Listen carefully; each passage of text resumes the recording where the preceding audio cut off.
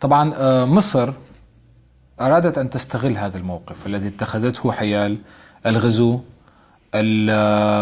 العراقي للكويت، وطبعا ربما كان من الحماقة أن لا تستخدم هذا الموقف لصالحها. هو بصراحة ما كانش مصر عندها.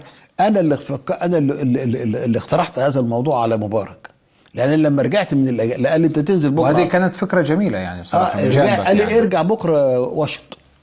فرجعت، وكانت الديون العسكرية دي بتشكل لنا عبء كبير جدا، لأن بعضها كان حوالي 7 مليار دولار، حوالي 7.1. فأنا بعت لمصر. يعني هو بصراحة من كتابك فهمت إنه حضرتك لعبت لعبة حلوة قوي. يعني ماذا قلت مثلا للسيناتور ماكونل؟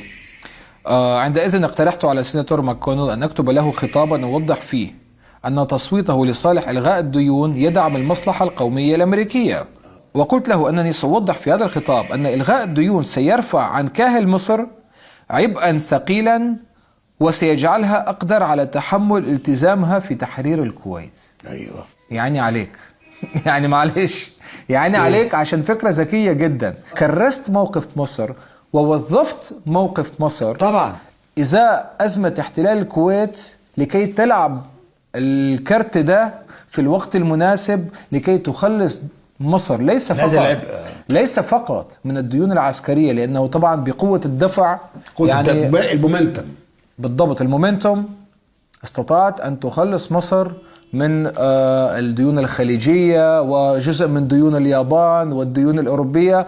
مجموعة وخدنا مساعدات، واخدتم مساعدات من صندوق المعونات بتاعت الدول المتضررة. يعني هو مجموعه حوالي 17 مليار دولار. طبعا